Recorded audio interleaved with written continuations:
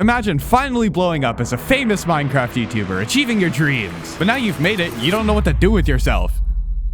So suddenly, you have an irresistible attraction to miners. Wait, wrong thing. You shock the world by getting on the news for something completely insane.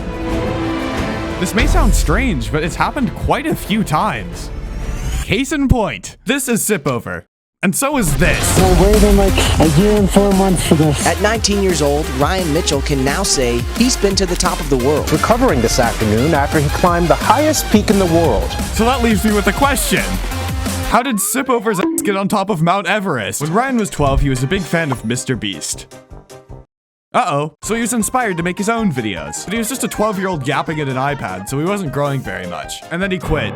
Throughout most of high school, he focused on his classes. He'd become a lawyer or investment banker or something that makes a lot of money. And this just shows how he was always very goal-oriented. But one day, when Mr. Beast hit 20 million subscribers, Ryan decided to take a trip down memory lane. While watching back some of Mr. Beast's old videos, he stumbled across one in particular. Be different. Don't do what everyone else is doing, and you will get noticed. And this video inspired him to get back into YouTube. He saved up money from working on a vegetable farm, bought himself a camera, and began consistently uploading videos. Unlike last time though, he worked to improve his skills with every upload, making each one better than the last. Eventually, he managed to reach 100 subscribers, which wasn't much, but it proved his approach was working. He decided to take a risk and quit his seasonal job at a ski resort, spending what little he'd earned on a better PC to make videos. But focusing so much time on YouTube had its consequences. His social life was falling apart. This was made even worse after quarantine, but Ryan wasn't about to let friends get in the way of becoming a YouTube sensation. Plus, who needs friends when you have dream videos? Oh my gosh! He's so good at Minecraft.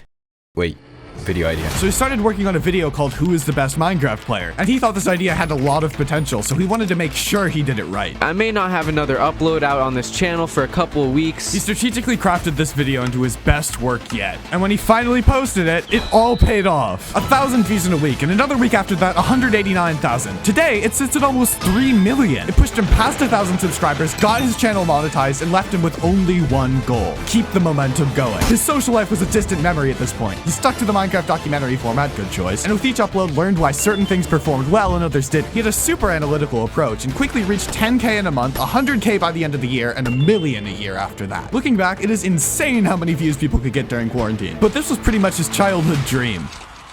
So now what? Despite his huge success, he felt like his videos weren't giving any real value to people. They were strategically made to keep the viewer watching as long as possible, and in his eyes, wasting their time. If I can give my 2 cents, Minecraft history definitely isn't as immediately actionable as something like self-improvement. Like, did you know when The Witch was first added, it sounded like this? Cool it with baboon's blood. But why does entertainment need to be actionable? What is the meaning of life if not to enjoy it? And as long as you're not procrastinating, entertainment forwards that goal. But I can see how he'd want to make something a little more serious. What's more respectable though, is that he actually did something about it.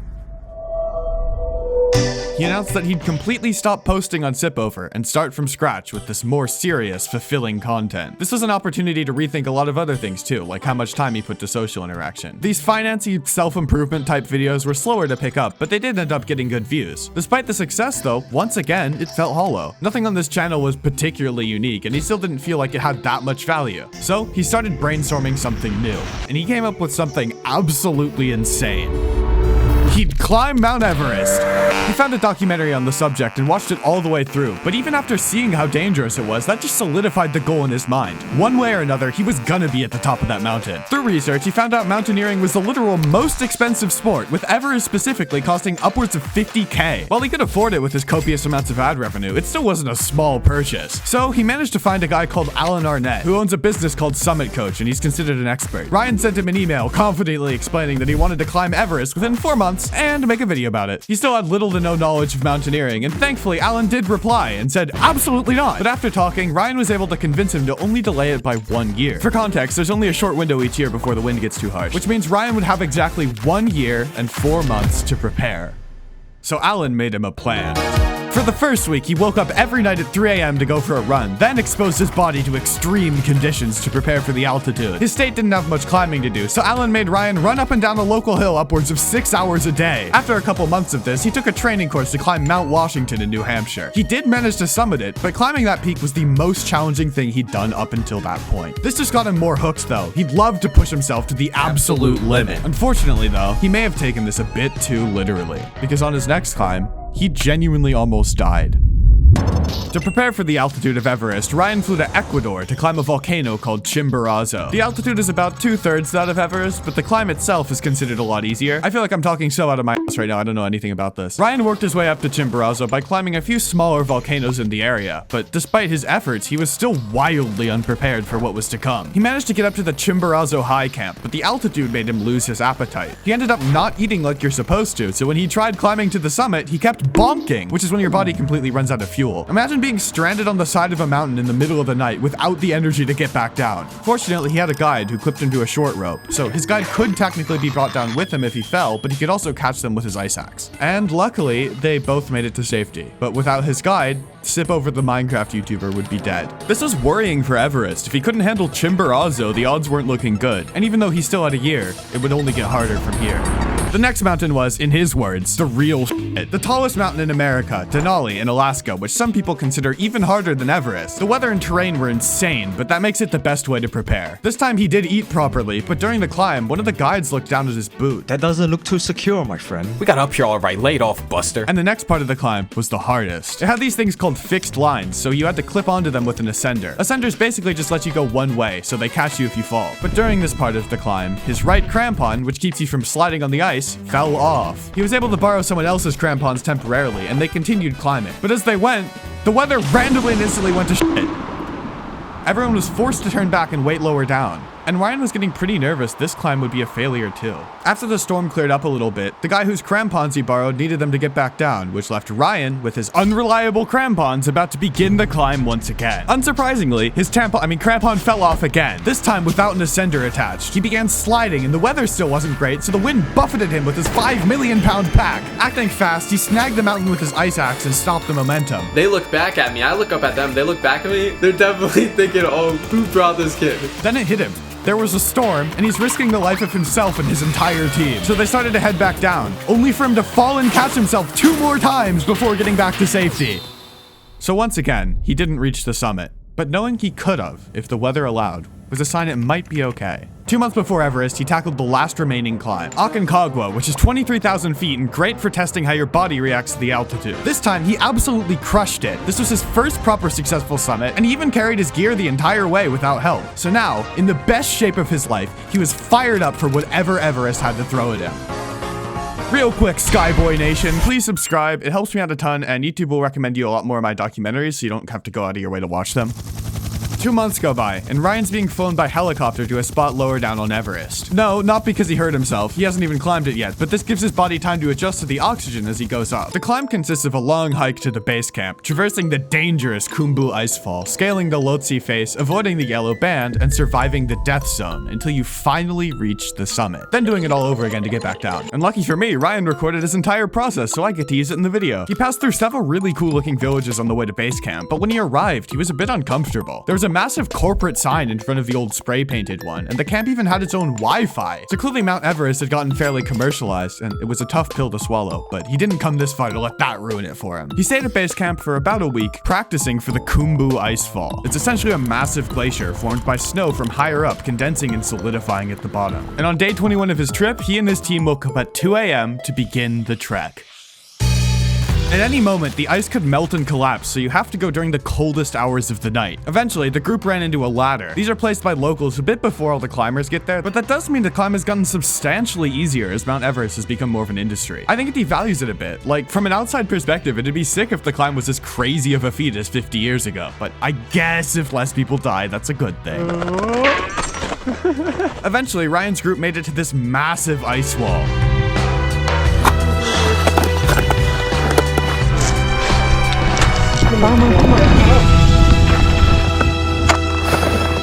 We made it! As they made it past, they were rewarded with a beautiful, unobstructed view of Mount Everest. And Ryan decided to f*** around between camps for 12 entire days. But on day 34, he'd locked in. Today alone, they'd spend 8 entire hours climbing from base camp through Camp 1 all the way to Camp 2. By the time they'd made it through the icefall though, Ryan was already exhausted. There's a lot of things wrong with me right now. Not really sure what was up with him, but he was able to recover once they got to the camp. 2 quick rest days and it was on to the next stage of the climb. Ryan had been through Camp 2 before, but this would be his first time going past it all the way to Camp 3. He was in much better condition though, so the climb went relatively smoothly, at least until hill. But I'm not exactly sure what happened to him or her. I'm assuming it was some sort of altitude symptom.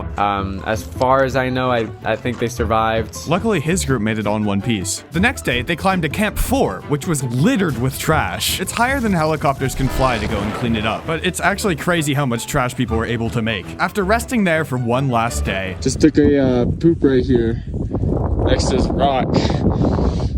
Really good spot. Ryan's group began the final push to the summit. They woke up at midnight, their oxygen tanks set to one of the highest flow rates you can have. Sun's coming out. It's cool how much you can see the horizon line, but that belies the fact that they're now squarely inside the death zone. If anyone takes off their oxygen masks, they'll be dead in minutes.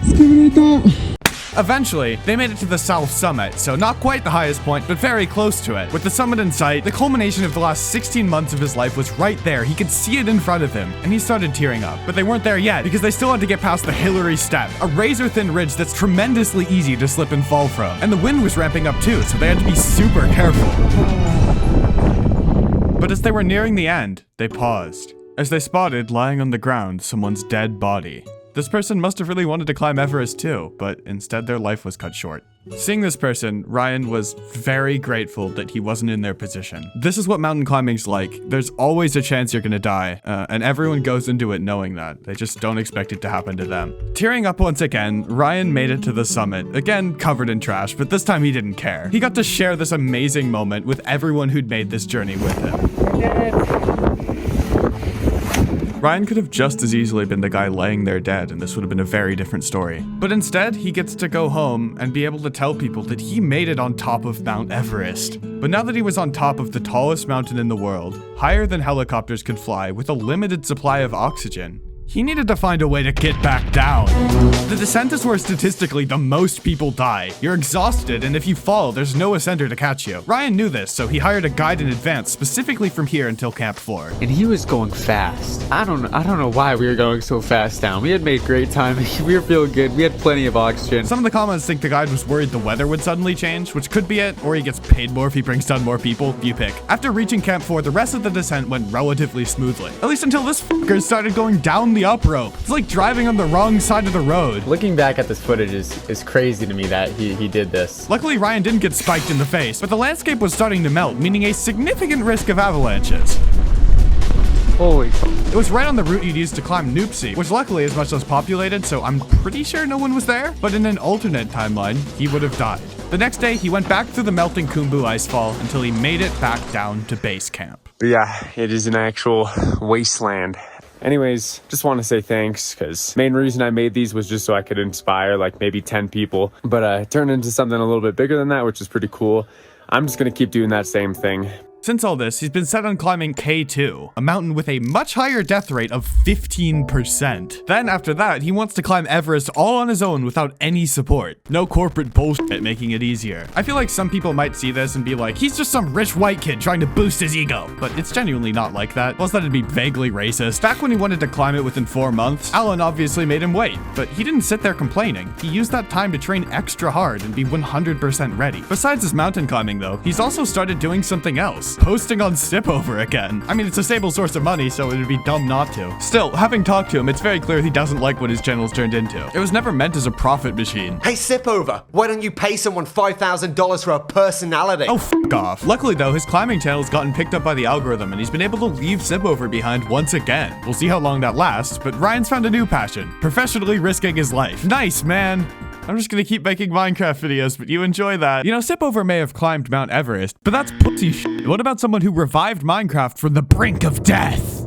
Now that would be manly.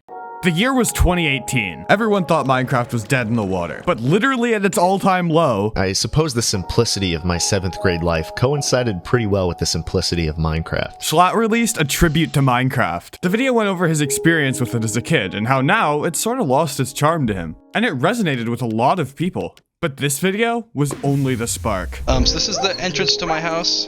Got a nice door here. Cursed Minecraft started blowing up. It seemed like Minecraft was cringe and they were making fun of it. But after Dream blew up with these videos, he started uploading genuine Minecraft gameplays, and it worked. No one watched Cursed Minecraft to laugh at a cringe kids game. It was nostalgia. God, I hate that word. So anyway, this gave 2 funny YouTubers an idea. Do you think a creator SMP would work in 2019? Probably not. dude. I'm gonna go professionally smoke weed. Yeah, let's make it SMP. And with that, SMP Live was born. The two owners invited a bunch of their friends, some older Minecraft YouTubers, and Jschlatt, who'd never spoken to any of them. But he kind of missed playing the game, so he figured he might as well. Oh, you bastard! He did it! And people thought he was hilarious. I also think Jschlatt's clips on SMP Live were part of why Minecraft became cool again. But Jschlatt wasn't the only funny person on the server, so why did he have so much more success? Well, for a while he didn't. But he started playing this character, partially based on growing up in New York, but most of it's from his childhood favorite YouTubers. Spending so many of his formative years watching YouTube, it naturally became the only job he wanted to do. One way or another, he was gonna find a way to make it work. And whether he liked it or not, this loud persona is what got views. But he was starting to have a problem. Junior year of college is when his classes became too much to handle. So he sat his parents down for a serious conversation. Look, am I gonna tell people my son's a dropout? Bitch, I'm literally making more than if I stayed. Do not speak to your mother that way. Jschlatt didn't want to throw away the opportunity of a lifetime. So, he dropped out. With more time than ever to dedicate to content creation, he grew considerably faster. It seems like he really struck gold with this persona he created, but Jschlatt was still afraid people were only watching for Minecraft for some reason. So uploads slowed down, and he tried his best to move away. As much as he loved Minecraft, he was deathly afraid of being just another Minecraft YouTuber. Unfortunately though, this problem was about to get a whole lot worse. Around this time, TommyInnit had been blowing up by copying Jschlatt. This then got the attention of Dream, who invited Tommy to the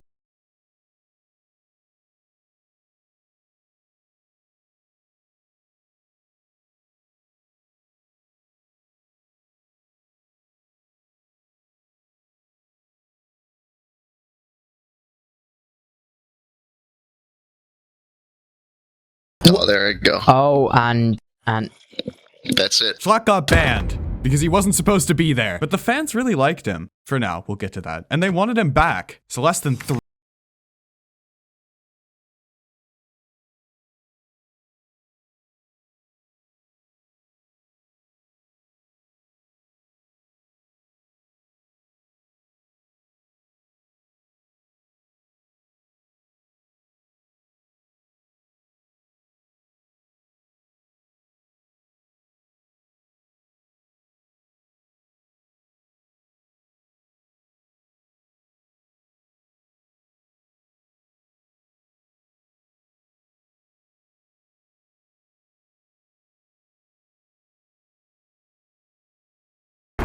was coming to a climax. With Jschlatt's brutal leadership, the rest of the server was fed up, and they declared war. This is the vault. I am ready for revolution, boys. Oh my god, they're shooting! He's got enchanted god apple. His dream! Get his dream! Where? Get him! He's right there! He's right there! Wait, where did Jschlatt go? We escaped into chaos. The tyrant we once feared had become nothing more than a drunken wreck. Oh, well, Jschlatt, are you ready to have this end now? Are you ready to die? Huh? Hello? What? This was the last time Jschlatt ever logged on properly. He probably could have come back, but turns out a lot of the fan base was just like girls with crushes on TommyInnit. I mean, look at the gender ratio of his comedy tour. So there's a lot of weird shit, and they were also very unhappy with how edgy Jschlatt could be sometimes. So because he didn't comply and become more brand friendly, he became public enemy #1. Could someone do the world a favor and get rid of this man? So he gave them what they wanted and left. Because Jschlatt stuck to his values, his career thrived even without the server. Contrast this to someone like Quackity, whose original fan base before joining sees him as cringe. The Dream SMP continued their weird lore without Jschlatt. At least to me though, the only memorable parts were when he was in it. After Dream SMP, it became 10 times harder for Jschlatt to escape the Minecraft YouTuber label. This game he'd always loved had become so tied up in the stressful world of content creation, he couldn't even look at a creeper without thinking of Dream ship art. So, he did something drastic. We made a bot to scrape every single Twitch account that had Carl Jacobs not found, was taken in it, all of them. Gentlemen, if you are part of the lucky few, this is what it's all about.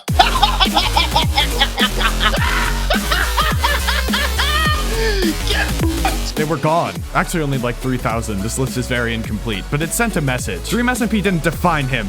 TikTok reactions did. After banning 3,000 of the stands, he immediately invited Tommy onto the stream. He literally just did it to piss them off. They can complain all they want that he was a controversial homophobic piece of shit, but at the end of the day, he was still hanging out with Dream SMP golden boy TommyInnit. By sticking to his values, he earned a different fan base interested in him. They'll follow whatever he decides to do, which a lot of the time happens to be Minecraft. Whenever he touches it, a new batch of players start their own little 2-week Minecraft phases. And every time he touches it, it's because of the good times he used to have. Like recently, he made what a lot of people are calling SMP Live 2. It's actually called SDMP, which, never mind. But he and his old buddies just mess around on there and have fun. Jschlatt isn't a dream SMP YouTuber, he's not even really a Minecraft YouTuber, but because Minecraft gave him so many wonderful memories in his childhood, he never gave up on the game and his content. I guess that's just the power of creating a good experience for someone though, like he repaid it a decade later. It's telling that when he's in a bad spot, he still immediately compares it to Minecraft. I feel like Minecraft Steve, dude.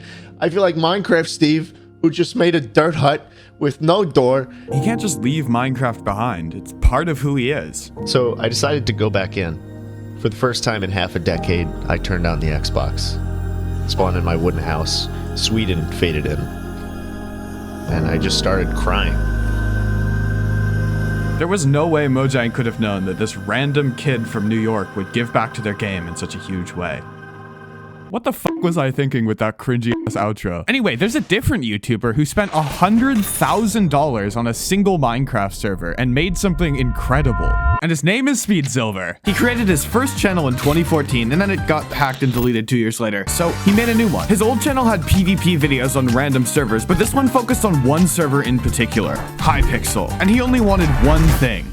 YouTube rank. To get YouTube rank on Hypixel, you need 30,000 subscribers. And one of the only people who'd gotten it by just making Hypixel videos was Technoblade. In one of his videos, Technoblade mentioned buying YouTube ads to help him grow. SpeedSilver was a huge fan, so he tried it too. To put it bluntly though, he was a squeaker and had no idea how YouTube ads worked. Subscribe to my I'm 50! The ads burned through his allowance fast, and by the time he ran out, he only had around 2,000 subscribers. If he really wanted to succeed, he'd have to try to grow naturally. He began sinking all his time and energy into improving his videos. He learned Cinema 4D before his voice dropped, then started a ranked Skywars series where he quickly improved at PvP. He met a friend named Semet who made him an animated intro. Mind you, considering they were both still like 13, this was crazy. The next thing SpeedSilver wanted to tackle was owning a Minecraft server. Now let me preface this by saying he was a kid, but he stole a bunch of Hypixel maps, added public plugins, and hosted the entire thing on his dad's borrowed laptop.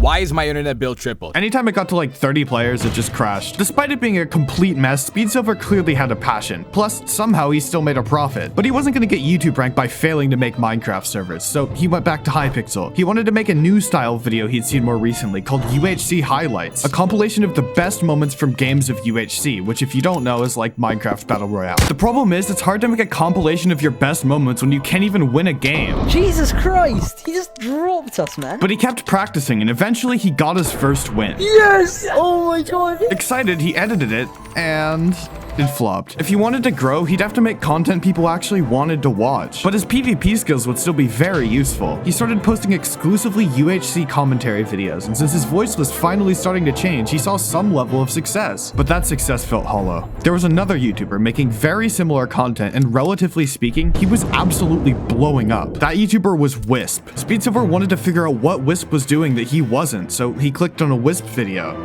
Welcome back to UHC. Needless to say, SpeedSilver was not a fan initially, but that was about to change. On the way home from school one day, he ran into a mysterious person who recognized him. You SpeedSilver? What the? It's me, Wisp. Apparently, they only lived like 5 minutes apart. Afterwards, they talked about YouTube for a while. SpeedSilver was super inspired. Wisp was doing YouTube full time and had such a total passion for growing his channel. After this interaction, they became good friends, and Wisp started giving SpeedSilver a ton of YouTube advice. His thumbnails improved, and his videos finally started to reach more people. He was invited to bigger events where he met top players of the time, like PikaClicks, the same guy who went on to make Minecraft Ultimate, the subject of my favorite Technoblade video. Speaking of Technoblade, he was in SpeedSilver's chat during one of these events. That must have been amazing for him. After grinding videos for a couple more months, SpeedSilver made one about a glitch, and it finally pushed him over the requirements for YouTube rank. Then he started a series documenting his journey to becoming the #1 UHC player in the world. The only goal left was for him to reach 1 million, and it felt like nothing could stand in his way. Before I continue the video, I want to hit 100,000 subscribers, and I need your help. I really want to make this my career, so it'd genuinely mean so much if you considered subscribing. Things were still going going great, but SpeedSilver started to notice a problem. Every day, more and more hackers dominated UHC. Frustrated, he talked to Wisp about it. I can't record anything, bro. Literally same. What if we make our own server with a competent anti-cheat? So, SpeedSilver and Wisp started working on a server. It was to be called UHC Arcade. Ownership was split 3 ways between Wisp, SpeedSilver, and the developer. Wisp channel was bigger, so he got a bigger share. Since SpeedSilver was the #1 player, he felt it was justified to take a lot of the direction himself. However, Wisp was starting to get worried. He felt like he was spending a bunch of his own money on someone else's project. As the server got closer and closer to release, Wisp decided to back out. And since SpeedSilver was a much smaller YouTuber, the developer backed out too. UHC Arcade was a complete failure. Don't get me wrong, SpeedSilver learned a lot, but that didn't make the situation any easier. Without UHC Arcade, hackers made it increasingly difficult to make any UHC videos on Hypixel. At this point, he basically only played UHC to record, instead spending his free time on a new Hypixel minigame. It never occurred to him to try making videos on it, until he realized some of his biggest inspirations were doing it. The gears in his brain started turning, so around 10 months after Skyblock's release, he finally posted his first video on it. The video immediately became his most popular, so he made more. He really enjoyed the room Skyblock gave for a more complex story, and he was having fun. Side note, this is actually when I started watching him. He hired his old friend Semet to help him edit, and he quickly rose to the top of the Skyblock community. As far as I can tell, he had the highest view average of any Skyblock YouTuber at the time. He kept pushing throughout the pandemic and eventually reached over 150,000 subscribers. That also means he passed me, but SpeedSilver was about to receive a message that would make him reconsider everything. Yo, can we keep making UHC Arcade? This was a massive decision. SpeedSilver was already firmly a Skyblock YouTuber, and it didn't make sense to switch back. But on the other hand, this is what he'd wanted from the start. He knew he'd feel left out if he wasn't a part of it. So eventually, he made up his mind. You can go ahead without me. A few months went by and they kept to their respective content. But one day, when SpeedSilver checked in on Wisp's channel, he was shocked. Wisp was getting millions of views, and these weren't UHC videos anymore, they were part of a new trend. Minecraft Manhunt. SpeedSilver tried making one, but it completely flopped. On top of that, he was getting fed up with the cycle. Hypixel adds a new item, he puts his all into a video about it, and then someone else rushes to make a video with his exact thumbnail style first. Every time, his videos did so much worse as a result. So he called up some friends, including Wisp, and desperately asked what to do. No, I tried to make a Minecraft Manhunt and they hated it!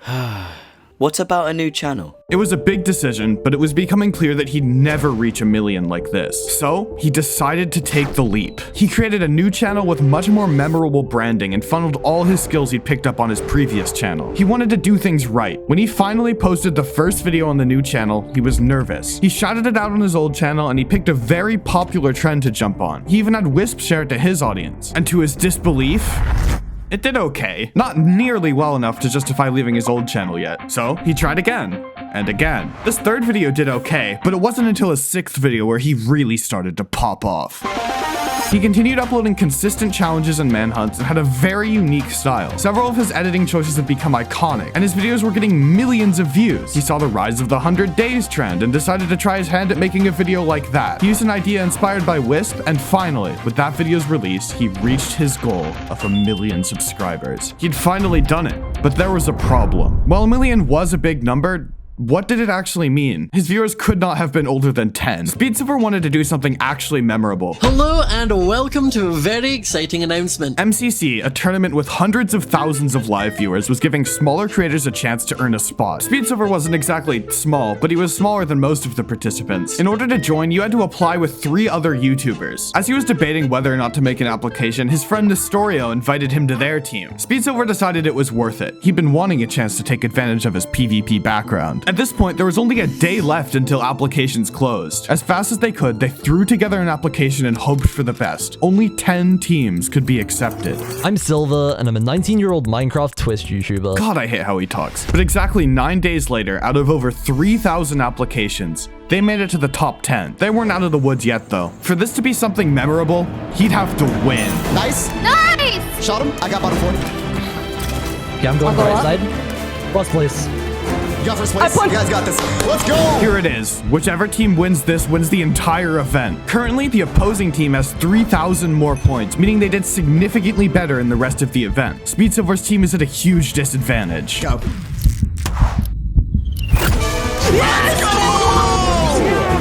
Let's Let's go! Against all odds, they did it. SpeedSilver had done something memorable. And now that that was over, it was time to focus all his energy on YouTube. He released 2 more 100 Days videos, but while working on his 4th, he was starting to burn out. He ended up posting it with basically no narration since he just couldn't bring himself to do it. Once again, he needed to try something new. Civilization events were a new trend around this time, and they caught his interest. 100 players would be split into teams, and after a grace period, PvP would be turned on. SpeedSilver had tons of ideas to make these even cooler, but before he had the chance to start, Technoblade died. He was the reason SpeedSilver was where he was at with YouTube and everything. SpeedSilver grew up watching his videos, and they inspired so many of the decisions throughout his YouTube journey. Techno's death really showed that any day can be our last. It may feel like it'll never happen to you, but time and time again, it does happen. Those people just aren't alive to talk about it. SpeedSilver had an opportunity Technoblade didn't. He got to keep pursuing his dream, and he couldn't let that go to waste. SpeedSilver decided to go ahead with Civilization videos. He spent ages on his own event server and decided to add proximity chat. Ever since his first time seeing it, he's been fascinated. After putting together his massive event, he tried recording it, but something about it was just boring. So he decided to try one more time. He brought some entertaining old friends from the UHC community, and this time, it went perfectly. After posting, it became his most popular video. The pain of the recording and the stress of the video coming out were finally worth it, but his editor, Sipover, was exhausted. The video had hundreds of hours of footage split across dozens of perspectives, and as an editor myself, I am so sorry he had to go through that. SpeedSilver needed a team. He tried hiring editors, but none of them were up for a project of this caliber either. Because of this, he wouldn't be able to maintain this style of content forever. His events were a big deal though. A lot of my friends wanted to participate. He realized how much demand there was and decided to keep it going for a little while longer. He also started to think of ways he could capitalize on it with a public server. But it wouldn't be just any public server. He wanted to do it right. Every video from this point on was designed to drum up demand for it. By his 4th Civilization video though, Sipover couldn't bring himself to edit anymore. SpeedSilver was forced to edit entirely by himself, and it was taxing. On top of that, other YouTubers began to notice him succeeding. They cloned his videos exactly. The game design, editing style, and even his skin. It was too much, and he decided to switch content again. But if SpeedSilver was gonna switch, it had to be something he'd enjoy and something that would also fit with his server. Also, with Civilization events, he was just narrating what other people did. He wanted a chance to play the game himself and to sharpen up his old PvP skills. With all that considered, this was a really tall order, but eventually, he came up with a new format. Battle Royale. 100 players are placed in a map with structures and loot, and they have to compete to be the last man standing. Except it's Minecraft. It mirrored his old UHC videos, but implemented all the new strategies he'd learned about YouTube since. He recorded the first episode, and since the whole video would be from his perspective, it was a lot easier to edit. Excited, he also recorded a second episode. Then, right before leaving to visit his family for Christmas, he uploaded episode 1. During his trip, he randomly checked his channel and was super disappointed to see it had flopped. Since the second episode was already recorded, he was desperate to get this format to work. In one last attempt, he connected to his family's terrible Wi-Fi and made a new thumbnail. And somehow, it started gaining views. Then he posted the second one, and that one got millions of views too. The third video did the best out of all of them. He even got a ton of comments asking how to participate, which was a really good sign for the public server he was working on. But while he was recording his 4th, he ran into an issue. His viewers had gotten too good. It was super hard to stay alive long enough to make the video. Even though he did manage to survive, constant PvP made the video feel repetitive and boring. But he'd been secretly waiting to announce his public server for a year, and he had to make one last Battle Royale video to promote it. And when it finally came out, he did not disappoint. Hotplate Battle Royale is a game mode where the goal is to be the last team standing on a giant map with custom world generation and new exciting structures to explore. And you'll begin the game by riding a dragon across the map and can glide down to begin preparing for PvP to enable after 15 minutes. Hoplite. Cool name. The server was an instant success. And quite frankly, it better be, because he actually spent $100,000 on it. As a YouTuber, SpeedSilver added all the custom content specifically to make creating videos as easy as possible. It seems like Hoplite is a genuinely good content opportunity right now for new YouTubers, which, to me at least, is a really good sign. It also helps that he isn't pulling a tubnet and he's actually promoting it. And it seems to have worked, because Hoplite is still successful to this day. But you know what's even harder than creating an $100,000 Minecraft server? Successfully convincing the entire internet you're no longer cringe. Dream had to have had the worst reputation of any Minecraft YouTuber. But recently, he has totally brought back the hype. He's f***ing back! So how did he win back all the Minecraft stands? Well, In January 2019, Dream quit his job to do YouTube full-time. He had no subscribers, he had about $20,000 in savings, enough to last a couple months or buy like 4 eggs. So he gave himself a deadline. If his savings dropped below $2,000, he'd give up YouTube and get a real job. For the next 6 months, he closely studied the YouTube algorithm. He studied Reddit, analyzing the most popular videos by people like MrBeast. But he was already running out of money and needed to actually do something instead of sitting there watching MrBeast videos. So the first thing he did was his branding. A simple smiley face, piss green background. It's intentionally meant to look bad. It stands out because of how low effort it looks. Then he posted his first video.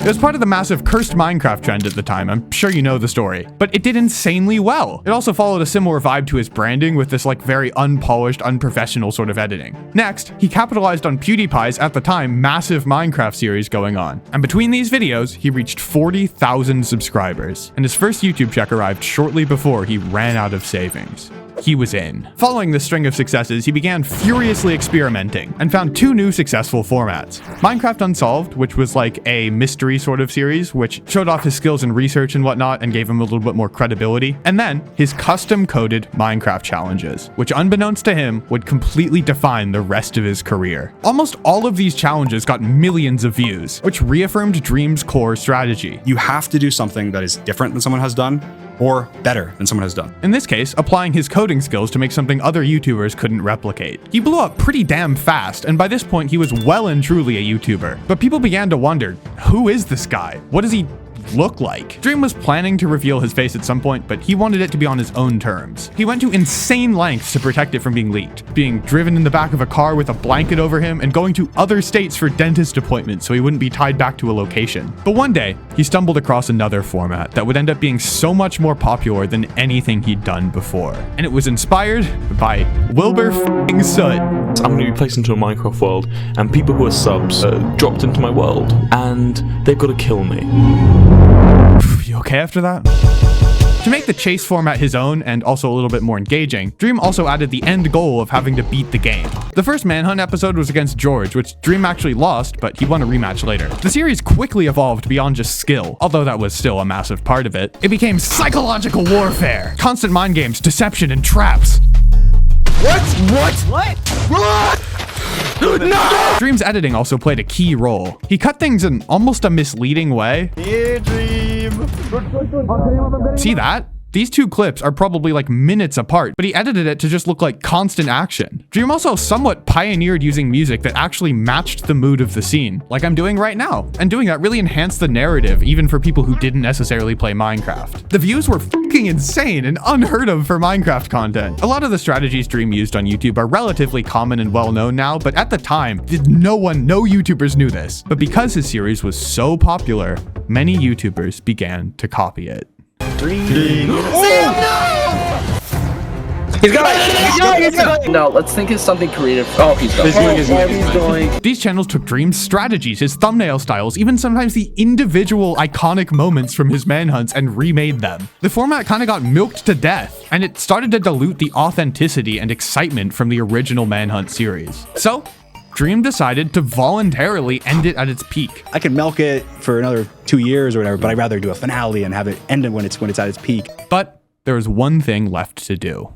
Dream finally began hyping up his face reveal. There'd been one leak in the past, but most people still hadn't seen that and he controlled it pretty well, so there was still an insane amount of curiosity as to what he looked like. The actual reveal video gained enormous attention, 25 million views in a day. But the internet's immediate response was not positive.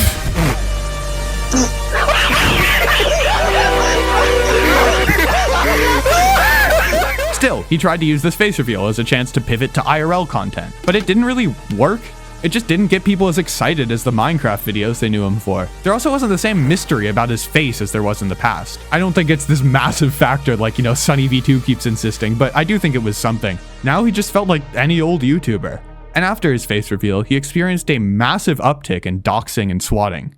People leaked his address, they flew drones over his house, even swatted his family members to the point where his sister and mom got held at gunpoint. He was swatted almost daily at one point, forcing Sapnap to move into his house in order to answer the door for him. Dream also faced an onslaught of fake grooming allegations. And between all of this, he kinda lost the motivation to make Minecraft content. He even considered quitting entirely. This left him with two options: leave YouTube behind and go down in history as another Minecraft pedophile, or make one final response, putting all of the rumors to rest and going back into YouTube full throttle. I think you know what he chose. Dream disproved basically everything. It was honestly more bulletproof than it needed to be. And although a lot of Twitter just like refused to watch it and kept calling him a pedophile as a joke, he overall cleared his name. So with that out of the way, he started a brand new series. A series he hoped could top the original Manhunt format. I'm talking about the Titan series, where he body scanned his friend into Minecraft and had him hunt him down. It was very technically impressive. I really liked his video where he showed how he made it, but I don't know, maybe it's just me, but I didn't find the actual Manhunt series to be that exciting. It didn't do as well as his original Manhunts either. Part of that is definitely that the original Manhunts were during COVID, but if he started posting them again, I think we both know it would easily get like 20 or 30 million views. So he started toying with the idea of another manhunt. He made an April Fool's video with 0 hunters by like editing out all of the hunters, and he posted an unedited version on his second channel. Funny enough, that actually outperformed the like April Fool's one on his main channel and like the majority of his other main channel videos at the time. People just unironically wanted to watch a manhunt, and everyone was wondering, like, would manhunt come back? The prospect of a 6 Hunters series has been teased by Dream multiple times. We're bound to do like 6 Hunters at some point. New Manhunt versus 6 Hunters soon. But it never happened. Every time Dream did anything, people would be like, "You'll do anything but make a 6 Hunters video." But finally, it seemed the series would return in earnest. Dquavis is a YouTube Shorts and TikTok creator who blew up from posting these insane gameplay clips, usually killing YouTubers, like Dream. Everyone kind of knew these were fake, so Dream, seeing this, made his own fake video where he killed Dquavis. Bro, and challenged him to a 1v1. Dquavis responded by offering an $100,000 wager, thinking Dream was too busy getting cancelled to actually train for it and do it. But Dream accepted. Dream even said he'd do the wager for a higher number. Like, what about Dquavis' entire bank account? Pause. I just want to make it clear, Dquavis is an absolute fucking shit-eater. Come here, Dquavis. I want those booty cheeks. I just got clipped by Dquavis. Technoblade here. If you're watching this, I am dead. I could genuinely go on, okay? It really lowers my opinion of Dream for associating with this guy. Not that it was that high in the first place, but anyway, back to the video. The chance of this duel happening was getting mainstream Minecraft attention. All of the like drama channels were talking about it. I can confirm. Although nothing was confirmed yet. That wasn't until Dream started a stream. He announced a nice, slight rebrand, and then he confirmed that the duel was in fact happening. On top of that, he confirmed a new Manhunt versus 6 Hunters, what? But I'll get to that later. The Dquavis duel was split into 2 main parts, a PvP duel and a skills duel, which covers everything else. If a tiebreaker was needed, they do a Manhunt. He got Technodad to voice it and used the same sort of duel map as his old Technoblade duel, trying to invoke Technoblade to get people more excited about this one, which seems to have worked, I guess. Dream won the first kit 5-2, but Dquavis won the second one 4-5. But then Dream won the last one 5-4, so overall, Dream takes home the victory. But Dquavis managed to win the Minecraft skills duel 5-3, meaning it was tied. They had to go to the Manhunt tiebreaker, which I'm sure totally naturally happened and was not planned in any way. Dream also took a sweet fucking time to post it, especially compared to how fast the other parts came out, but when it finally did...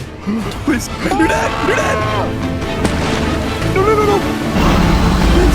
Please! No! Yes! No! Yes! Yes! Dream won. You don't have to like this Manhunt, but I honestly did. It had the same energy to me as the older Manhunts that I really enjoyed. A lot of people also think it was like too scripted or whatever, but I think faking is a spectrum, and at least in my opinion, like it wasn't so fake that it felt totally inauthentic. It was just a really good, entertaining piece of content, and I'm glad I watched it. Since the Dquavis Manhunt did so well, I'm sure the 6 Hunters series will follow soon. Dude, Dream is fucking back. I'm sure he's not nearly as big as he was in his prime, but it's still really cool to see. That said, he's a very multifaceted person, right? There's a lot to criticize him for, especially recently with that whole drama with Tommy in it. He was rash, he was immature, and he was arguably manipulative. Those two facts I think can coexist. Either way, I'm hyped. Manhunt in its prime was the biggest Minecraft series on YouTube, but it's nowhere near what it used to be. It's been dethroned, and almost by accident. Parkour Civilization is the biggest Minecraft series on modern YouTube, but it wasn't until an entire year after it came out that... How did this happen? Well, unfortunately, Evbo's never gone on record talking about it. Until now. Evbo started out making content way back when he was 13 by streaming PvP on Twitch, but his parents made him quit after like 6 months because he spent too much time on the damn computer. Fast forward around half a decade when he started college, and making Minecraft content was still a bit of an unchecked box for him. So he bought himself a computer and he locked in. For the first 6 months, he pumped out modded Let's Play videos, but these got like 0 views. So he did some experimentation, 100 days, Minecraft Bud, even a tutorial at one point. He was also regularly posting on TikTok just for fun. This is when he stumbled across another TikToker named AJ the Bold. AJ's stuff wasn't like anything he'd ever seen before. These were like skits in Minecraft. Real ones know Exploding TNT did it first, but Evbo was inspired to make some skits of his own. And they did pretty well. Around this time, another creator named Jschlatt was getting big on TikTok, and the two of them got introduced. They'd call on Discord constantly, and Evbo told him about this cool new video idea he had, a full-length skit to put on his main channel. Both of them were super excited about it, and Jschlatt agreed to voice act and everything, but it flopped. On YouTube, because it actually did really well on TikTok. This got Evbo to start thinking of other ideas in the same vein. He really enjoyed making it, plus scripted content was, and honestly still is, pretty underexplored on YouTube. Around this time, Jschlatt also introduced him to another YouTuber named Grox. There will never be a call where we're not throwing out a specific skit or a joke. So more inspired than ever, Evbo put together his next skit, Minecraft If Noobs Took Over the World. And this one popped off, 50k views in a day, which was crazy to him at the time. Initially, he didn't intend it to be a series, but it was open-ended enough he could compromise a little bit. So he followed it up with a part 2. And this one got 1 million views in a day and #3 on trending. In the span of like a day, YouTube had gone from a side hobby to like a potential full-time career. He immediately dropped TikTok and went all in on the Noob series, posting a new episode roughly every like 4 days. It was just one success after another. But you can't continue one series indefinitely. Well, I guess some people can, but Evbo wanted to try something new. So eventually, he settled on one-off skits. These did really well too, plus they were way easier to make than like a whole series. But he felt like he would never be able to make something as great as the Noob series again. That was his peak. Fast forward around 2 years, and he was starting to get burnt out from making the same skits over and over again. On YouTube, you have to find a good balance between ideas you think are good and ideas you think will get views. More and more, these skits were really drifting towards just what he thought would get views. And it was really starting to get stale for him. So he came up with something new. Something that would eventually become the biggest thing he's ever done. Let's go. Open up. It's time for parkour. All right, time for my mandatory parkour check. Let's get this over with. You're late. Parkour Civilization initially started as a random joke Evbo had in his notes. Just, does a parkour jump to my bed? But one day, he went back to this and realized, okay, that's a pretty good idea, right? Now, if you're like me, you're probably thinking, no, it isn't. It doesn't even really seem like a joke. But you don't know Evbo the way I do, from my singular hour interacting with him. His thought process for writing skits is basically, what's the most ridiculous thing you could have in any given moment? And like, why would anyone do parkour to their bed? It's stupid. Well, maybe because you use parkour for everything. What if you buy stuff with parkour? So he started to imagine what a world like this would look like. As the idea took shape, he only wanted to do it more and more. He'd been doing a ton of parkour in his free time, so it was exciting because of that. But also, there's like 3 things in life that are just universally fun to look at. And one of them is Minecraft parkour. It's a great visual when he's just like dumping exposition or something. This gives me another idea. This little structure here in this room is actually the very first thing I built. I remember showing Jschlatt and other people just this little thing, and I was like, trust guys, this will be actually crazy. But just in case it flopped, he still split it into multiple episodes. He had this gimmick where you could only see the layers below you, not above, which meant he didn't have to build everything ahead of time. Still, he was pretty committed to seeing the series through. With YouTube series, you pretty much always get this like declining views episode to episode, but he didn't care, and he posted his first video. It paid off big time. He kept them coming roughly once a week. Once the first season concluded, he made a massive compilation of every episode put together. This video did insane. In fact, it was on track to become the most popular thing he'd ever made. And I think it's fair to say he was wrong when he thought he'd never top his Noob series. But what's so special about this parkour society? Spoiler warning! Parkour Civilization is divided into different parkour ranks: Noob, Pro, Master, and the Champion. But the Champion is evil, and he rigged Parkour Civilization to make it impossible to parkour rank up. So, Evbo has to find his way around this and defeat the evil Champion once and for all. But uh-oh, because once Evbo defeats the Champion and takes his place, turns out there's actually a secret 5th layer of Parkour Civilization called the Parkour Fighters. Evbo gets trapped in their parkour lair and accidentally releases an ancient evil parkour villain who wants to destroy all of Parkour Civilization. But with the help of the parkour god, which is a thing that exists, Evbo defeats the villain in a parkour battle, and then also becomes the parkour god, because why not at this point? Really is like the Minecraft skibbity toilet. After the series concluded, Evbo didn't know what to do with his life.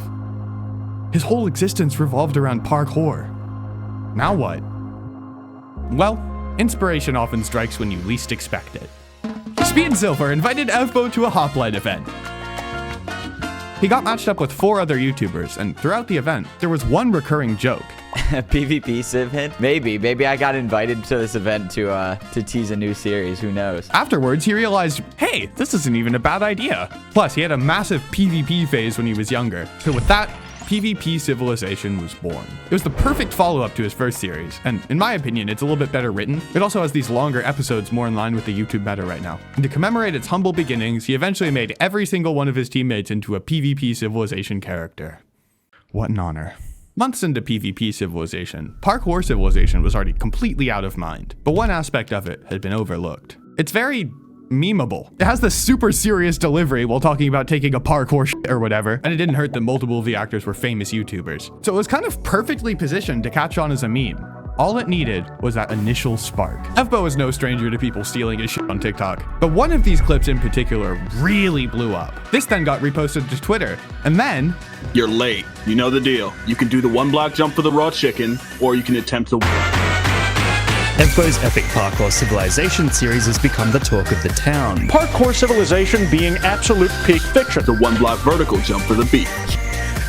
Inside Civilization, life is harsh for us tiny people. First, the Parkour Pro attacked with a 3-block jump. This was not good.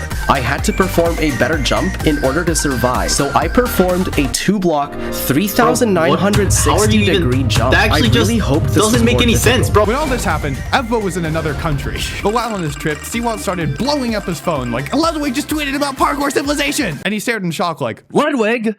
I hate that guy! Not only did Parkour Civilization become a massive meme overnight, it also subsequently grew a huge stan audience. IMDb even says Parkour Civilization is without a doubt the greatest film ever made.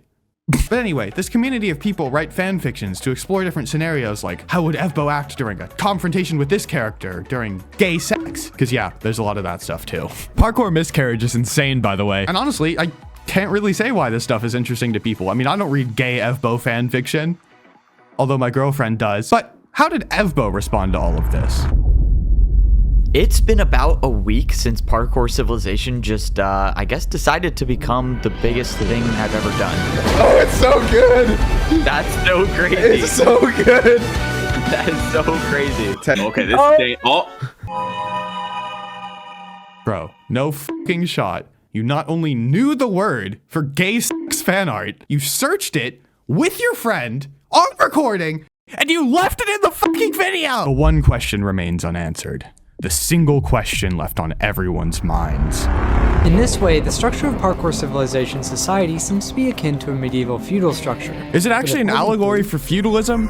The champion is the king, making rigged rules so no one can rise up against him. Except when you think about it for more than 2 seconds, it makes no sense. The feudal system is based around land ownership, and this fundamental thing is totally different in Parkour Civilization. Do you feel like Lutheranism and the Catholic Church is a good comparison for Evbo and Parkour Civilization? Fucking hell, man, why did I even answer the question? It's a much closer fit to modern capitalism, where becoming rich is theoretically possible, but rigged. Just like ranking up in Parkour Civilization. The champion is like a billionaire, hoarding resources to keep everyone else down. Except this also falls apart, because the champion isn't profit motivated in the same way a billionaire is. He's just a cartoon villain. So my conclusion is it's not an allegory for jack shit. Evbo confirmed this too, although he can see why people might think it is. I knew the story would go down like a dystopian route. I knew it had room to like apply those concepts in, you know what I mean? So what's next? He can't just keep making civilizations over and over again. Definitely gonna be looking to do something much more laid back. Maybe one-off story videos, like not so much skits, but short stories closer to what Jschlatt does. I also asked him if he'd ever consider writing a book, and he's actually thought about making a Parkour Civilization manga or something, but it won't be anytime soon. Not because he doesn't want to, but because he apparently doesn't have a single lick of formal writing experience. This is a bit of a deep cut, but he didn't know what kick the dog meant. Evbo seems to genuinely enjoy writing stories, and he has a deep love for Minecraft. So he's found a way to combine these two interests. He's honed the extremely specific skill of telling great stories through Minecraft. But Evbo isn't the only one who knows how to tell great stories through Minecraft. Introducing the creator of the Civilization event format, MagicGum, a random teenager who went to debate club in high school. But he learned a lot through it. For one, how fascinating politics could be, but also that at their core, it's just the study of human behavior. Do you support gay marriage? No. I really enjoyed talking to Magic for this because he's such a deep thinker. After entering college, Magic was scrolling YouTube when he stumbled across a clip that would change the course of his career. Do you think that it's still possible to start a channel on YouTube in 2020? It's funny you saying that to me because I know you know the answer to it. Yeah. So Magic was hooked, but he struggled to figure out what to make. His two main interests, politics and gaming, didn't have much overlap yet on YouTube, unless you count racist gameplay commentators. Reside in Mexico. But thinking in his brain, he realized he could just combine them himself. He started a new series on his channel and called it Trapped in Minecraft, each month covering a different aspect of world history. Instead of just explaining it though, he theorized about what would happen if humanity was instead confined to the game. I remember thinking I was so cool for watching him because he was like kinda niche at the time. Every time he posted though, a variation of the same comment would rise to the top. That's cool theory, but why don't you actually try it? He realized though that they had a point. He decided to make the Trapped SMP. The goal was to test if his theories would actually play out. So what I'm doing is adding different twists into the server that drive unique player interactions. Apparently, so many people joined, he had to retroactively cut the promo out in YouTube's editor. But within only a few hours of the server's launch, it all started falling apart. Players quickly figured out there was no point in building since it'd just get griefed, so some of them tried to be smart by building underground, but other, more annoying people just downloaded X-Ray to kill the first guys. One especially aggressive player was actually Clown Pierce, who got his start on YouTube by going around and f***ing killing people. So to fix these issues, Magic eventually came up with two systems. First, claim blocks. This made building a lot more realistic since it wouldn't immediately get grief. And secondly, a reputation system, which tried to emulate real-life decision-making and reduce the constant killing. These were great, but no they weren't, they made it worse. Nah, boo boo. Bro, get back here! Oh, why'd you stop chasing me?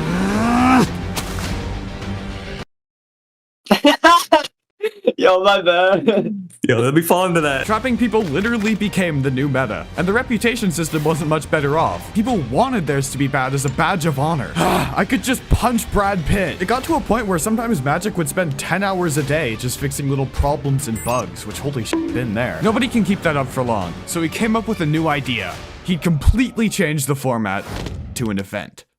Since Magic had hosted a few events before, he thought there was potential. In addition to the server only being open for a few hours, he split players across biomes to see how it'd impact each group. This would determine if his theories were correct. Offline griefing stopped completely since everyone was online the whole time, and to get people to cooperate, he threatened to jail criminals in Australia, which somehow worked. To make the video more interesting, everyone was put in hardcore mode and random disasters were scheduled to happen every so often. Since so much had gone wrong in the past, Magic was super nervous it would happen again. And in the end, it went okay. There were these barrier blocks to supposedly limit players to trade routes, and they were guarded by these ridiculously strong NPCs that wiped out an entire civilization. But it's fine, f those guys. It went great. After 1,000 hours of editing or something like that, he sent the first draft of the video to a couple of his friends. They both really liked it and thought it had huge potential, but Magic wasn't as confident. It was a pretty big departure from anything else he'd posted. He still decided to go through with it though. And in the end, it did better than I think anyone could have expected. And it even hit trending, and you're never gonna guess, Australia. With the amount of views this video got, Magic immediately knew other people were gonna copy it. But he also knew it wouldn't really catch on until a second person replicated it successfully. That person was Ish. Prior to all of this, Ish's channel didn't even focus on Minecraft at all. He just saw Magic's video and was like, this is cool, I want to do that. But he had several new ideas he wanted to add. First, he doubled the player count. This was because he wanted enough of them to be in totally separate groups, each confined to a different custom island. And probably because it looked better in his title. He also decided not to force people to be on a team just because they spawned together. They could do whatever they wanted. But there was a problem. Where the f do you find 200 people? He was just some random dude. Like, there's no army of fans waiting to participate. Eventually, he just decided to send invites to everyone he knew on Discord. Every corner of his friends list, from Mr. Beast contestants to a GTA roleplay server. But there was actually a massive advantage to this approach. Since he knew everyone personally, they'd actually listen if he told them not to do something. So since rules basically enforced themselves, that left room for players to make a really interesting story. Once the video was done, Ish made the bold decision to ask Magic himself for thumbnail advice. Yo, I stole your video. Is this good? You want me to like help you steal it? Yeah. I think you should remove the red line in the middle. Maybe Magic should have been more cautious at first, but Ish's video was much more focused on the story, while his was really about analyzing human behavior. So with Magic's consent, Ish published his video, and once again, it did insane. The floodgates were now open. What would happen if 100 players were split onto 4 separate islands? 100 Spider-Men from different dimensions will be trapped in... Being the source of so much inspiration and copying, Magic was forced to figure out how he felt about it. I think overall copying is good because a rising tide lifts all ships. Like when Ish uploads a video, I get a boost as well because he creates pretty good content. The problem really comes when the content farms come in and make things repetitive. It makes that viewer not really want to watch more. Among all the different YouTubers on the Civilization trend, however, one really stood out from these content farms. Like literally, when he came onto the scene, everyone switched from copying Magic to him. None other than... How f***ing long does it take this song to finish? Yeah, I'm talking about this guy again. It's SpeedSilver. Unlike Ish and Magic, SpeedSilver was already very established. Usually his videos were just him playing Minecraft with a twist, which he liked because he could design the twist in really interesting ways. But when he stumbled across these new Civilization videos, he found them much more interesting. I mean, the idea of his game design influencing entire groups of players was fascinating to him. So, he decided to try it himself. He started by adding proximity chat, which allows for tons of fresh scenarios. I hear you. Are you talking about me? Truly just really fresh scenarios. SpeedSilver also noticed those like world events in Civilization videos leave a lot to be desired, so he added some, in my opinion, much better ones. And since he grew up on Hypixel, he realized Civilization events were actually pretty similar to one of the minigames on there, Mega Walls. I mean, it definitely wasn't made to simulate Civilization, but it was at least close enough to borrow some ideas. When players joined the server, they were given the choice of 3 classes. And now that everything was planned out, he could test things for real. He got the players together to record it, but one team rocked up and practically f***ed every other civilization. Okay, in SpeedSilver's words, they approached it like a competitive tournament, and it was boring. So he decided to cast a bit wider of a net. He tweeted to all 20,000 of his followers that he was looking for participants. And this ended up being a very good decision. Not only because his tweet did numbers, but because of one of the players in particular, Eyes. When the second recording started, Eyes went on a massive power struggle arc with another player, dethroned him, and sent his entire newly acquired nation on a path of war. Over here, go, go, go, go, go! The final battle had now begun. Nope. Oh my god! The jungle had now killed 5 desert players, and the desert begun to panic. However, Abstract Zombie escaped from his boat and started chasing Eyes, joining the team of 8 desert players who were trying to take him down. Come in here, get in this cave, get in this cave, get in this cave. Okay, wait, actually. Yeah. The plot was fantastic. During the editing process though, he realized that having like 100 perspectives is way more work than it seems like. But since he was so fired up, he actually promised to let his editor out of the dungeon if he finished on time. I could give you the whole spiel about it was a big switch in content, it might not work, but the video followed the same pattern as Ish and Magic before. It absolutely blew up. With 3 completely separate creators getting a ton of views off of it, it was clear this concept was a golden opportunity, and after SpeedSilver hopped on, it really picked up steam. Tommy Innit did it by f***ing with players and also laughing a lot. Sipover did it with a bunch of top redstoners and put a heavy focus on the actual Minecraft mechanic. I believe his is actually the most viewed, unless you count Grox, who did it by being Grox. It even spread to other genres entirely. Put them on a replica map of the Earth to simulate civilization. Transform this space into a complete Minecraft world. But I don't think Sipover, or Ish, or MagicGum could have predicted the DM they were all about to receive. We're planning to film a social experiment, or a civilization simulator video on the Mr. Beast gaming channel. It's loosely based on yours and Magic's video concept, as we wanted to invite you to be one of the 7 team captains. Why again did you ask me to sound dramatic? Shut the f*** up. A bunch of Civilization YouTubers, some kids YouTubers, Poland, and like FitMC for some reason, would each lead one of the civilizations in MrBeast's video. For a lot of them, I imagine this felt like the culmination of their careers, including MagicGum. I mean, MrBeast inspired him to start YouTube, and now MagicGum inspired MrBeast right back. Captains, this is our final meeting before the Great War. Is there any last words? You're all dead. They're all in our land right now. They're all in our land. Oh, Plains is dying. Yellow's also coming in. And purple, yellow and purple. Plains is gonna die. Keep going, keep going, keep going. Go red team. Hey! So much happened during those 2 days, most of which actually didn't make the final cut. I would know, I was there. Several people used autofish hacks throughout the event, and I honestly can't find it in my heart to blame them. God, I hate how I talk. This video's long deleted, by the way, but it does cover one other interesting thing. You can't really see it very well here, but look. I don't know if it was a hacker, but we died to a fucking glitch.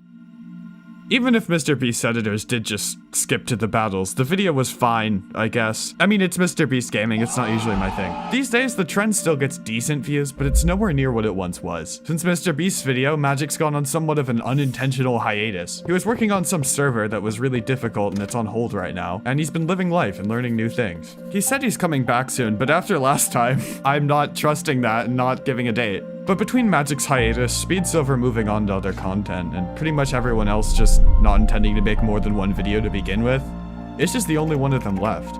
There isn't as much innovation, and the audience is getting bored. Before I see any comments like, what about this or that person? I think it's fair to say no one else has revolutionized things in the same way as the other guys. No one's videos are bad, but to me, a random documentary YouTuber, they kind of blend together. But I don't blame anyone. I mean, most of the good ideas have already been pushed to the extreme. Introducing Earth 2.0. Here we'll be seeing constant natural disasters, brutal winters, and violations of the Geneva Convention. Great!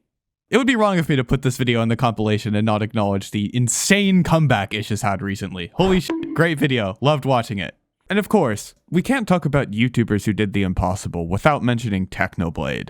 Technoblade raised a generation of kids, a new wave of YouTubers, and millions for charity. But at his peak, he died of cancer. Which is why this video will be treated with absolute care. Techno made his first channel when he was 10, but he had no self-confidence, which showed in his videos. So in the absence of confidence, he just faked it. He decided then and there, he wouldn't just get 1 million subscribers. He'd get 10.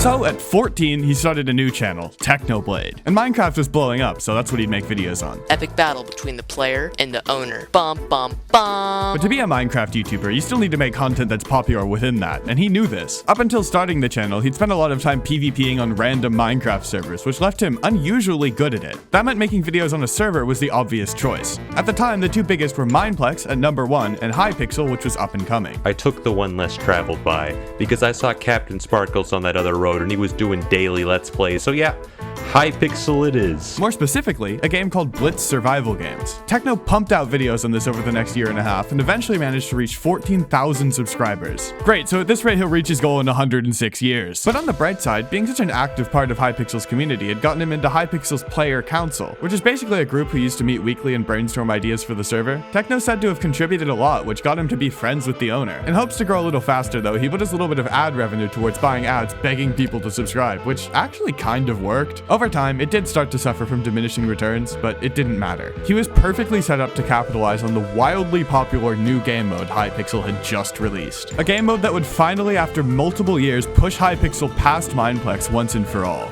And this game was SkyWars. Techno saw this as free views and immediately switched to making videos there. His growth really started to pick up and he eventually reached the requirement for Hypixel YouTube rank. Actually, he was one of, if not the first to do it with purely Hypixel videos, so the staff he'd met through the council threw him a special little celebration. Over the next 2 years, he graduated high school and eventually reached 100,000 subscribers, 1% of his goal. To keep the momentum going, he started to stalk other YouTubers who were growing quickly, and he found Skeppy, who was doing a lot of live streams. On a hunch, Techno started streaming too, and it worked incredibly well. This is also when he beat hardcore Minecraft with a steering wheel, and between both of these, he reached 350k. After this wave of success from streaming, Techno took a gap year from college to capitalize better. But then, the algorithm suddenly stopped boosting live streams. Now what? He'd just taken a massive bet that they weren't going to do that. Well, I'll tell you what. More divine intervention from Hypixel. Bed Wars was even more popular than Sky Wars, and Techno instantly switched over to capitalize on it. At first, he decided he'd just get on the leaderboard, which may sound hard, but by this point he was so insane at PvP that in the process he just accidentally reached a win streak of 349. The world record was like 375, so seeing this, Techno had a new goal. He and a couple other top players teamed up to break the record. Oh, yes. But they didn't stop there. 600 win streak. Wait, what? If you get 1,000 wins, I'll give your fans money. Okay, it was a tweet, not a Ring video doorbell, but Techno reached 1,000 wins, then got 400 more after, but eventually got pretty boring, so he just ended it on purpose. Come on, I'm pushing you towards my bed. Oh, wow. Oh, no, don't chase me. Oh, no. Yes, you can do it, Steve. You have to walk around the pillar, Steve. Yes, break this bed. You can't even fight me. You have to break the bed first. You can do it. Yes, I'm free. The win streak series got him another wave of growth. Until, Fortnite was taking over the world, killing Minecraft and Techno's channel along with it.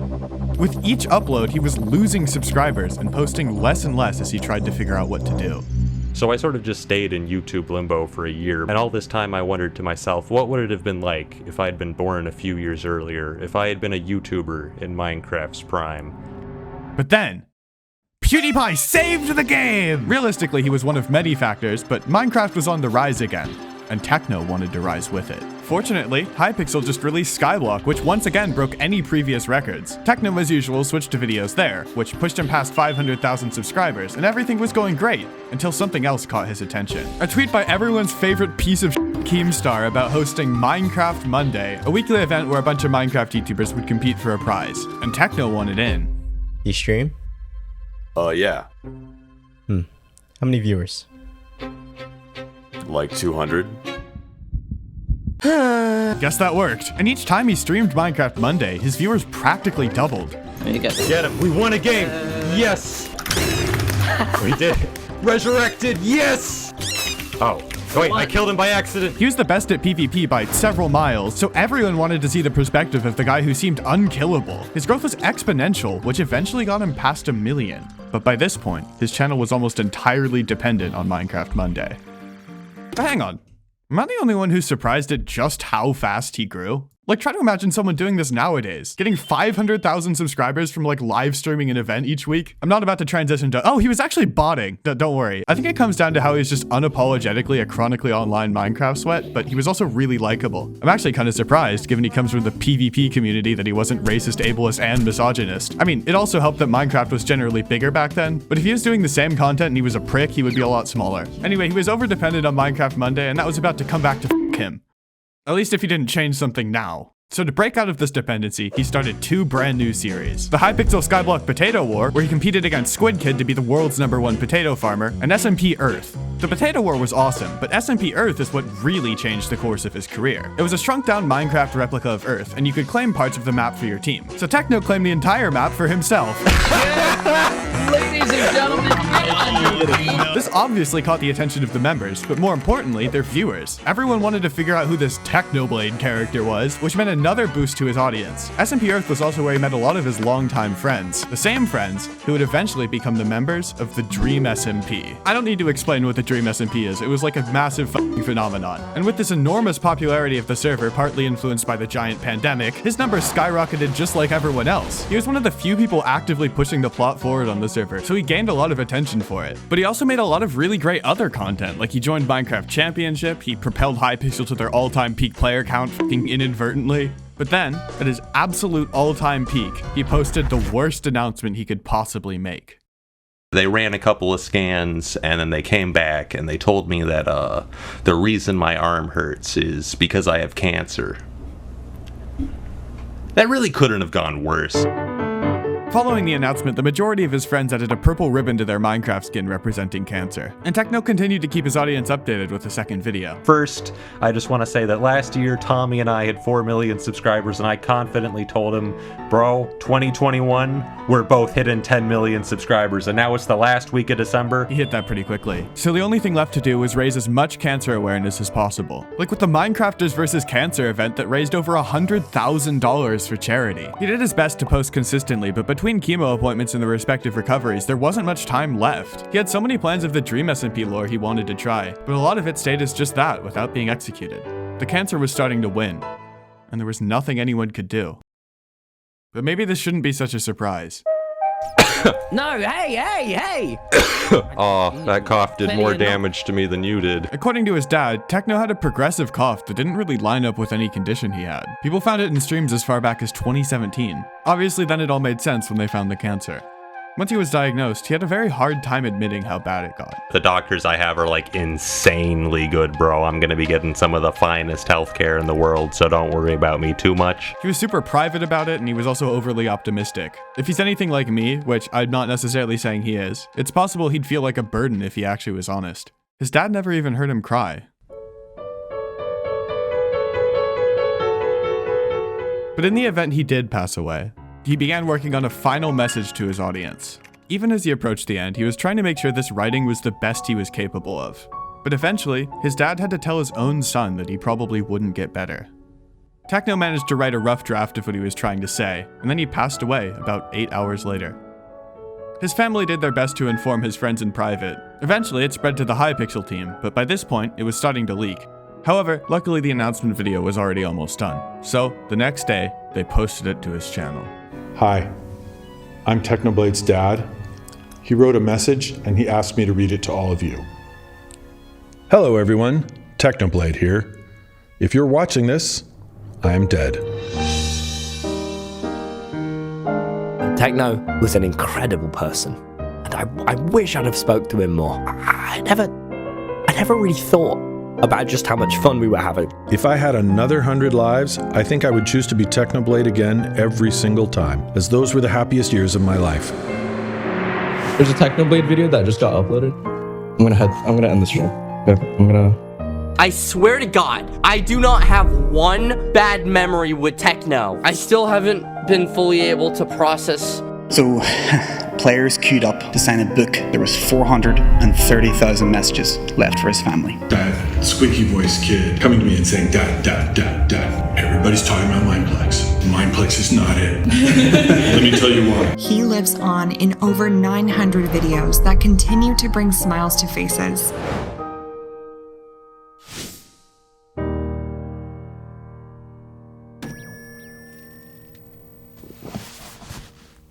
The community was heartbroken. But we can't forget the insane positive impact Techno's had on the world. Because of him, the Sarcoma Foundation got an additional $1.26 million, which is saying something because the organization in total has made $26 million, like lifetime. They also named an award after him that they give to people who make huge strides in cancer research. Before Techno's death, the Sarcoma Foundation invited him to receive the Courage Award. But he passed away before the ceremony, so instead they had Skeppy present the award to his parents. Tommy Innit also became an ambassador for the UK version of the Sarcoma Foundation, which he's been taking very seriously. Outside of specifically cancer research, there are many modern Minecraft YouTubers who openly cite Technoblade as one of their biggest inspirations. And in general, these are the people who are bringing the most passion to the community. I never knew Technoblade, but he had a pretty big impact on me. I remember when he died, I think that might have been the hardest I cried about anything in my entire life. Which, I don't know what that says about me, but during the whole Dream SMP is cringe kind of era, Technoblade was the one person I would always be like, yeah, I'll f with that guy. Overall, he seems like just an absolutely all-around wonderful person, and he's made such an impact on so many people's lives. With stem cell research potentially revolutionizing cancer treatment, now is the time to donate to the Sarcoma Foundation of America. Please, check out the fundraiser attached. If this video resonated with you in any way, this is the best possible outlet to put that towards something that will benefit the world. I'll also be matching the first $250. And with that, have a great rest of your day.